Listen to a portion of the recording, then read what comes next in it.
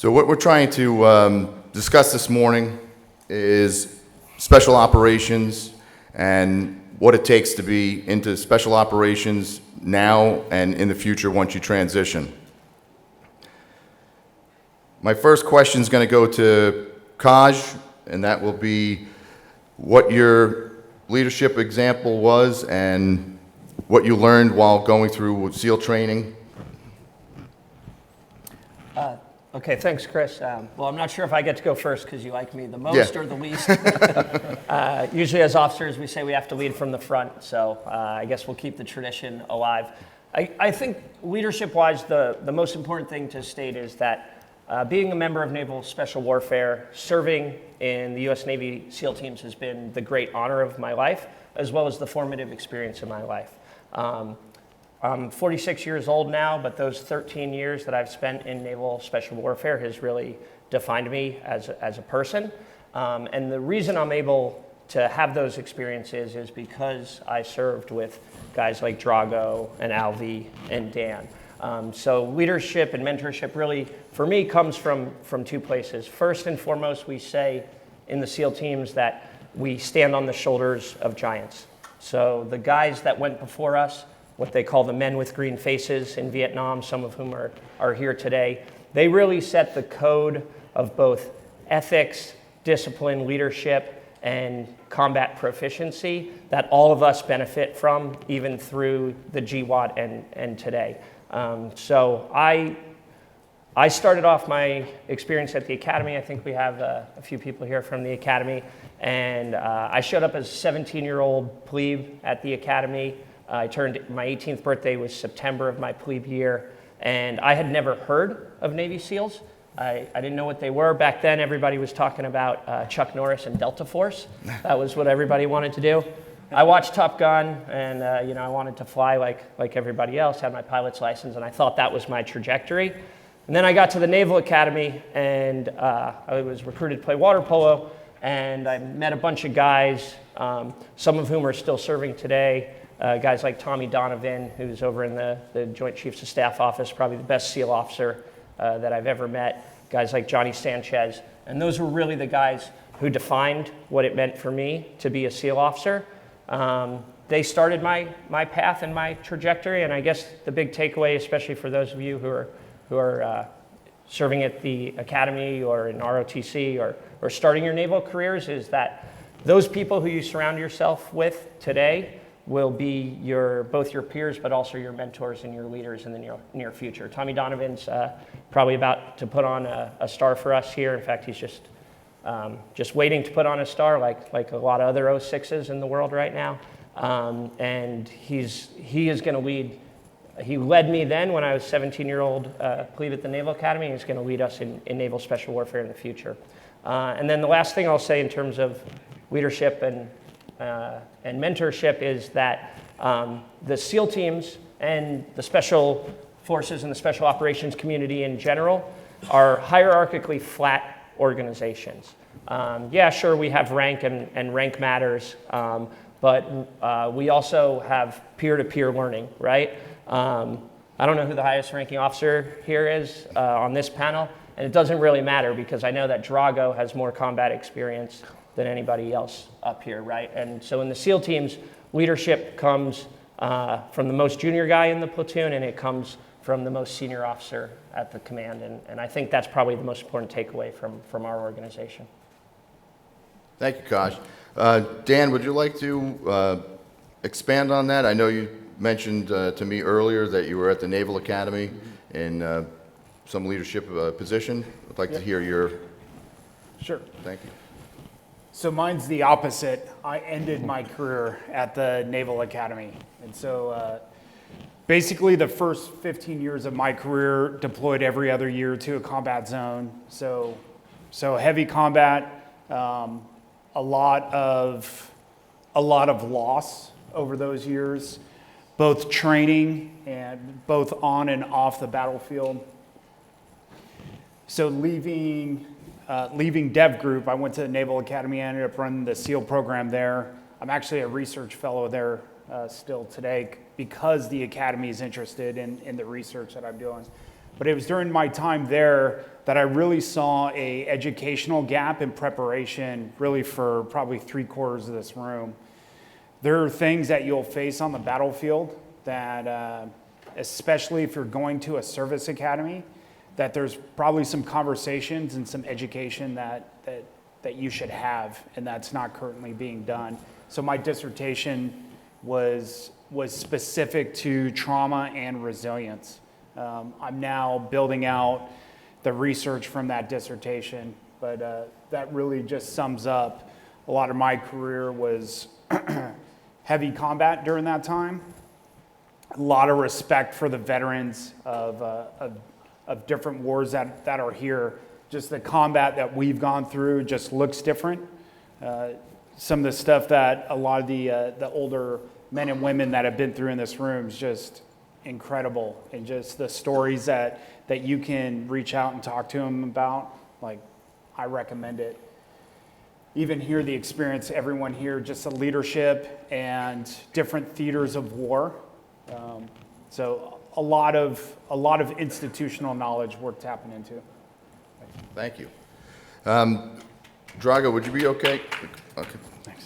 Drago, would you be okay with discussing some of the conflicts you may have experienced? Because we're talking about war and Yes. conflict at the same time as leadership and transition. Sure, yeah, absolutely. Thank you.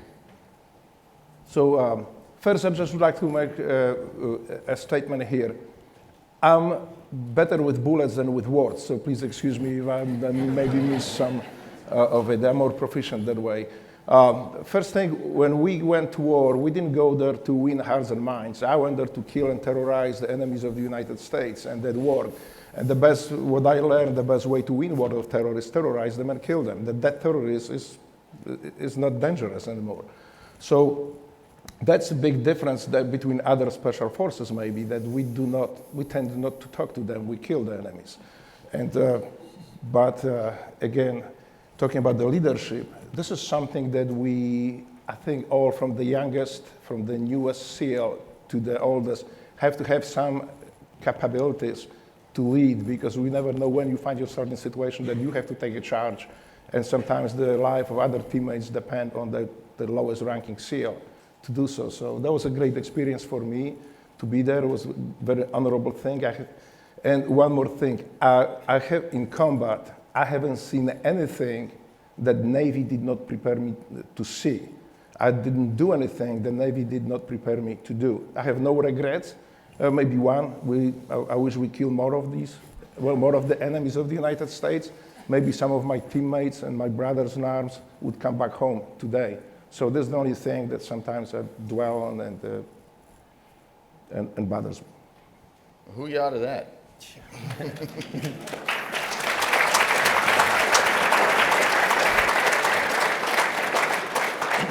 So, Chris, would you be willing to talk about a little bit your transition from the SEAL teams into civilian life, your success stories? A lot of people have a hard time transitioning and going from military life into veteran life. It is not a quick and easy transition for anybody, but a lot of people have success. Most of the panel here have really good success stories as from their bios, and would love to hear a little bit about how you moved from military and what you took away from the SEAL experience and your education through the military into your civilian world. Absolutely. Thanks for having us. Humbled to be here and share our stories with you. So my transition from active duty to civilian life, not just my story, but I think any veteran that has ever served, it's tough, right? You go from being so focused on the mission, your teammates to your left and right, like that's your life for so many years. And then one day, it's time to get out and move on with the rest of your life. I've been very lucky to be, in the SEAL community around this specific group of people. So I was at Team 10 on the East Coast, did a couple deployments. I went over to BUD/S. I checked in as an instructor, and I didn't know anything really about checking out of the Navy, so to speak. It was kind of forced on me. While I was at second phase, I ended up trying to go to OCS to go be an officer like these guys, and unfortunately ended up getting medically retired because of too many injuries. So at that point, it was like, all right, well, you're going to have to get out, and what are we doing next? So just kind of sitting there hanging out. It was, I was learning every single day from training the new candidates and the new future of NSW, instilling our principles, our ethics, our morals on, America's future war fighters. I would say that was probably one of the greatest experiences of my life was, not just being a part of the teams, but literally being on the ground and instructing new students, new candidates, like the future. One of my mentors, unfortunately, he's no longer around. He committed suicide. Mark Crampton used to tell me when I checked in, I was like, hey, Mark, I want to be what you were for me. I want to be a gatekeeper. And he told me, he said, don't be a gatekeeper. He's like, be a flag bearer. And I was like, huh. And that kind of stuck with me. Like, in terms of the philosophy of how I would, coach and instruct the students. And I kind of moved forward with that, trying to be an example to the students. Don't make the mistakes that I made, trying to make a better warfighter. So as I was progressing through that, at some point the gig was up. Very lucky to have been part and helped by the Navy SEAL Foundation, which funded a veterans transition program over to at USC. Fight on Trojans. So I went through a veterans transition program there, and in doing so, I actually ended up doing it for my wife because I was kind of working a DEA angle. I was going to go into the DEA and do that because I knew how to manipulate weapons, and I don't like thugs or bad guys or anything like that. So, just, old habits die hard. So my wife got to go with me, so I did it with the idea of like, I'm going to push my wife to pursue her interior design, ideas. We'll be fine. I just want to take care of my family. Going through that program, getting professional development and all the things that came with it, it kind of took me to a place of like who I was, who I was before I was a Navy SEAL. And believe it or not, like I was just some punk kid, dreadlocks, skinny. When I decided to, go be a Navy SEAL, I could barely do a pull-up. All right, I was in a band doing that whole thing. And I'm like, man, there's that other side of me from back in the day that I put kind of like away to, serve my country. That being said, I wasn't I was a Navy Sea cadet. All right, I was in the JROTC program, which obviously got me on the path that I am today here and got to serve 12 years in the Navy. So in doing that, I was surrounded by a lot of very successful men and women from different, pieces of industry. And I was playing golf one day, and with a gentleman by the name of Bruce McGill, and I started talking about like what I liked and things I like to do, and that kind of put the bug in my ear to kind of pursue my creative endeavors. And so I was lucky enough to be in that program where I was surrounded by the team that I needed, the family, the tribe. Everything's about a tribe. When you get out, it's like you're looking for your new tribe, your new brotherhood, your new teammates, your new family. And so, humbled to have participated in that, and that led me on the path of pursuing film and, acting and stuff like that. And I've been pretty fortunate. So far, so good, how do you eat an elephant? One bite at a time, right? That's what they teach us in SEAL training and Hell Week. Like, it's a mountain. You can't climb the mountain in a day, right? Just one step at a time.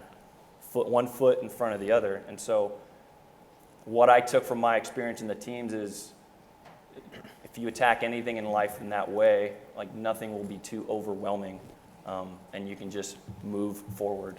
And if you're falling, I heard someone say, fall forward. And that made so much sense in my head. So it's a little bit about myself and my transition. Other guys will, go into real estate, attorneys and stuff things like that, and they're very successful at what they do because they have that mindset of teamwork, right? It's your teammates first, your team gear, and then you take care of yourself. And if you do that throughout life, throughout your family life, everything kind of falls into place. and you move forward. So that's a little bit about my story. Thank you, Chris. Ethan, we're going to get over to you here. Okay, so we have the once a Marine, always Marine. So we have the Marine with all the SEAL panel here. But what would you say was the most meaningful and impactful experience that you had being a scout sniper as a special forces, and then how did that help you, again, move from the Corps and then into your now civilian world? Yeah, it was quite an experience. I always consider myself fortunate, and I kind of take the Drago route of my mentality. Joining the Marine Corps, I wanted to be part of the best, especially the best infantry, and that's the Marine Corps infantry. And they're the most aggressive, violent fighting force on the planet. And we take that pride, and that's definitely instilled into us, not only at boot camp, but definitely in infantry school. We're on our own. This is what we want to do. Our sole purpose in life is to destroy the enemy, close with and destroy. So I was pretty fortunate to, when we say fortunate, I did 3 combat deployments on a 4-year enlistment. So got to the fleet, went right into Iraq as a new guy, green, absolutely no idea what's going on. In 06, some of the highest fighting, or the height of the fighting, we took a lot of IEDs, mortars, all this stuff, and just the leadership that we had. I always tell this story. I wanted to get into the fight so bad, but there was a firefight going on. I just kept telling my team, like, we gotta go, we gotta go, we gotta go. I don't know anything. This is my first time I've ever heard gunfire, and one of the best things my team leader ever did was told me, shut the fuck up and take your perimeter, or like just look that direction, stop. Because you have to stop and assess what's going on. I can't just run into a gunfight blind and you're going to end up becoming a casualty. And that always stuck with me. And I was fortunate enough to, once we got back, tried out for the Marine Corps Scout Snipers, because that's where the best are in the Marine Corps infantry. So tried out for them at the unit, was fortunate enough to make it, went through sniper school, survived, became a Scout Sniper, and then we redeployed immediately within 7 months again, back to the Fallujah provinces, and picking up leadership along the way. And it's very much baptism by fire, especially in those years in the GWAT. The best 4 years in the infantry are going to be your first 4 years. And I was just fortunate enough to be able to get that much experience piled up, and just compounds and compounds and compounds. And I had some of the best leaders we had, especially this team leader I had, Thomas Rooney. He's still one of my best friends to this day. And he would put more roles on me. So I was the radio operator. I had the heaviest pack. So I had to insert with a 100-pound pack. I had to make sure everything in the sniper hide was good to go. And then we had to make sure all the crypto was right, everything. And then he taught me to go into the assistant team leader, which was op orders. I was 20 years old. And then I became a team leader. And then once we got back, I basically became a team leader within the Scout Sniper Platoon. And that was after my 2nd deployment. And then on my 3rd deployment, kind of said this all piles up, do baptism by fire, I went on to do the combat advisory role, which is the embedded training teams. So that was kind of a specialty role, which kind of worked into the special operations or the special forces mission. But there I was at 21, 22 years old, spearheading operations with NATO, ISAF, special operations, Norwegian SF, French Foreign Legion. And everyone was starting to look to me for advice, because I was the most combat experienced guy on the ground, along with about 2 or 3 other guys that we had. And my leadership was very humble, of like, hey, make sure there is no stupid questions. Sometimes there are, but when you're out in the field or when you're out on operation, when a master sergeant comes up to you, it's like, hey, what do you need me to do? Don't treat him like an asshole. Say, hey, he came to you because I'm the 21-year-old with the most combat experience and the leadership. He wants to know what's going on. Treat him as a peer. I think that's what's great. I love working with special operations, because when I was attached to a special forces team, that respect was there. And I ended up leading their sniper section.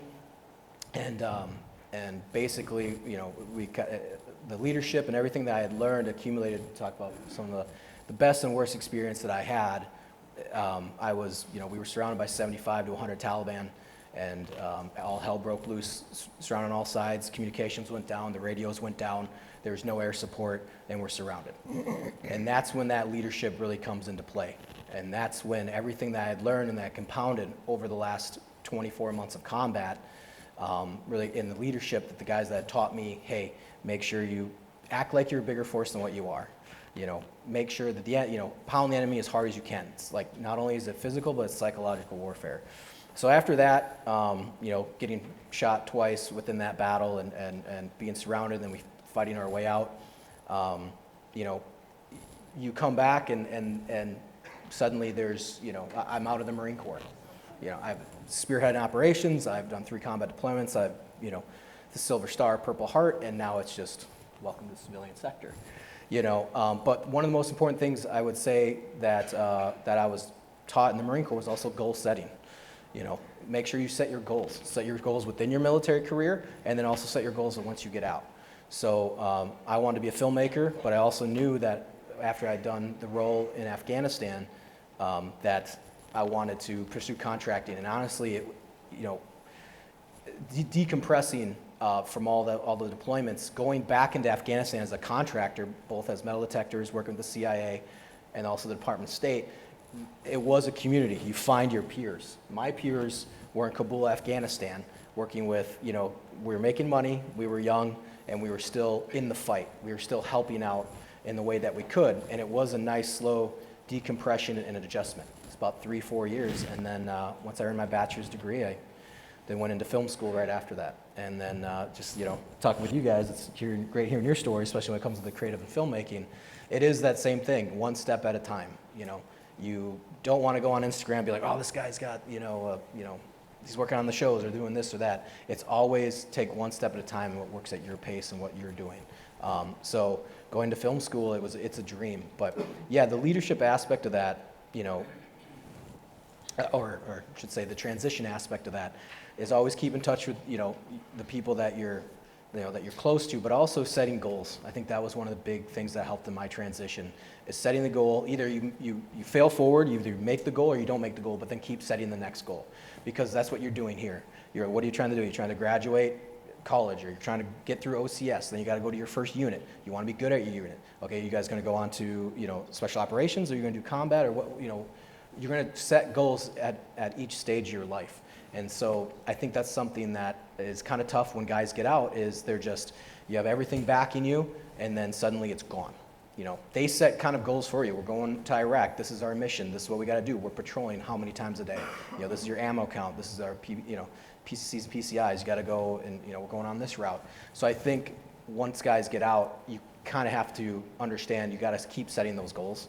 And the leadership that I had was phenomenal, because they would always make me keep setting those goals. And that was something that I took into the civilian sector of, no matter what, till the day you die, keep setting your goals. Always keep improving yourself, whether it's small or whether it's big. Those small leaps, big leaps, but always just keep moving forward. Like I said, even if you fail forward. Yeah. Excellent, Ethan. Thank you. Can I add Chris, something go to ahead. that real quick? What you just mentioned, with the mentality he's talking about, obviously we're talking about transitioning in a civilian sector, civilian life, things like that. But everything that we kind of touch on is basically goes back to our training, being able to rely on each other, right? A lot of people talk about team guys, it's a SEAL team. There's no individual there. You will fail as an individual in the pipeline. I guarantee it. So if any of you want to go that route, just get this in your skull, all right? It's the team mentality. It's finding your little group of guys that you're going to go to war with, or you're going to achieve a goal, and then again, moving that ball in that direction. But if you do fall, you get up. So a lot of times we'll have kids who come in, and it's like, oh, I'm just not going to quit. I'm just not going to quit. It's that's not enough. It's not enough not to quit. When you're in our pipeline, you have to perform. I'm not going to quit, and I'm going to use every ounce of energy that I have in my body to be an asset to the guy to my left and the guy to my right. Because in the SEAL teams and special operations in general, if you're not an asset, you're a liability. And once you become a liability, it's time to find your way to greener pastures, if you understand what I'm saying. So that goes to that mentality of, that's all taught to us in training, and we harness that in the civilian life moving forward. Excellent. Anybody else, Kaj? You have Yeah, something? I would piggyback on what Alvy's saying. It's kind of what we were talking about before when he said find your tribe, and I said it's a different way of saying you're a product of the people that you spend the most time with, right? So SEAL training, for those of you guys who don't know, it's divided into 3 phases. First phase is physical conditioning. Second phase is dive phase. Third phase, land warfare. First phase is the stuff you mostly see on TV, the logs and the boats and all that stuff. And then there's Hell Week, right? Hell Week is generally considered the hardest week of the hardest military training in the world. And if I asked you right now, or if you had asked me prior to SEAL training, what do you think the hardest evolution in Hell Week was? I think most people would probably say like, oh, steel pier. There's enough books out there now, right? Everybody knows all the evolutions. Steel piers, or I don't know, the demo pits, or all of these sort of infamous things, running with boats.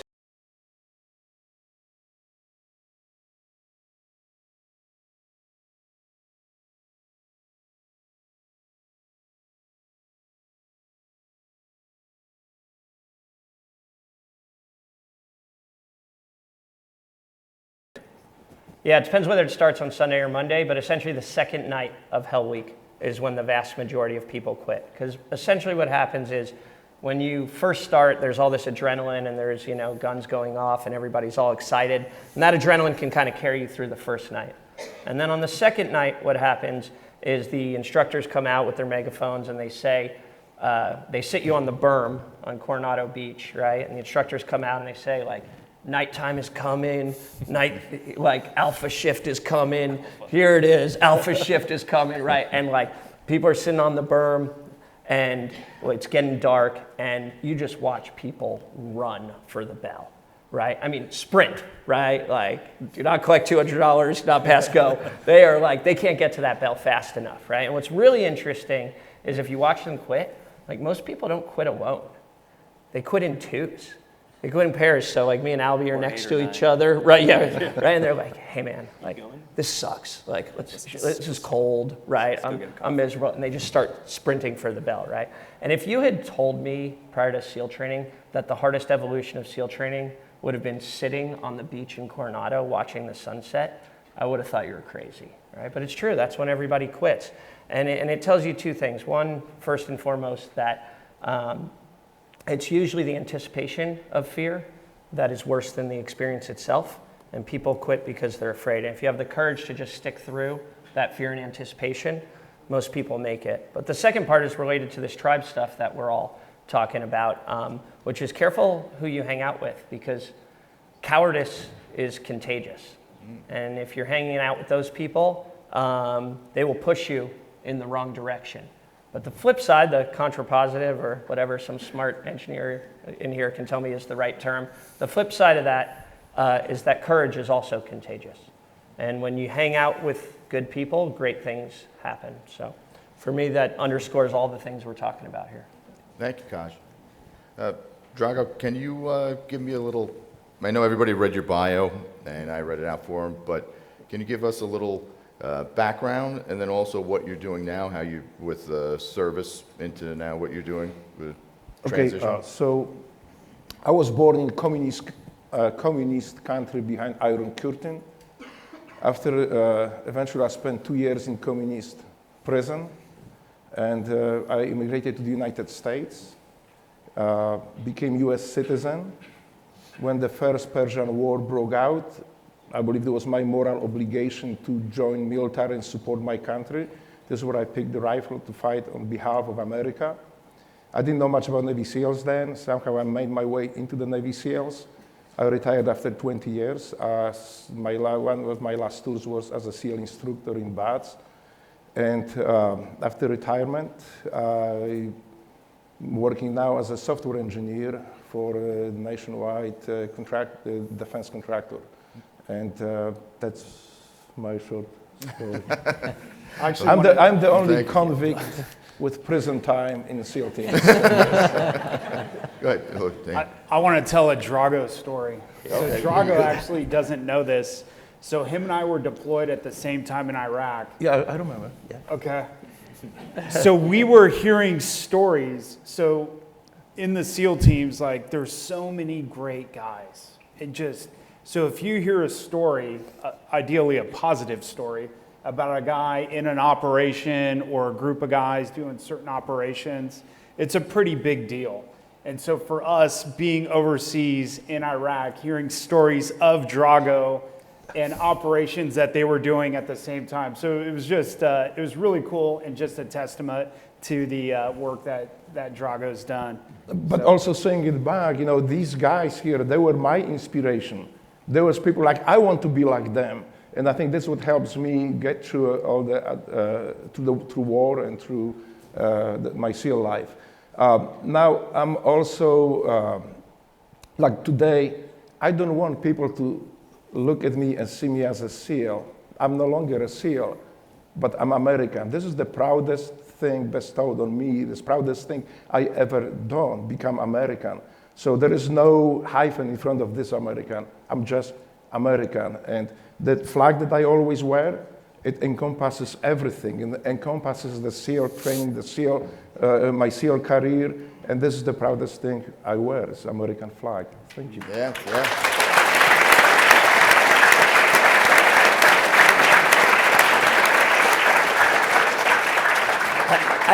Dan, I actually had kind of a similar experience. I was in Ukraine at the beginning of the war, and the Polish Special Forces, known as the GROM, who we work very closely with all the time, I'd run into them, and they've never heard of Jocko, they've never heard of David Goggins, right? But they would come up to me and they'd be like, "Do you know Drago?" Like, he's a legend to these guys. Yeah, we had one of their dudes come through Bud's like 2 years ago or something like that, and he same thing.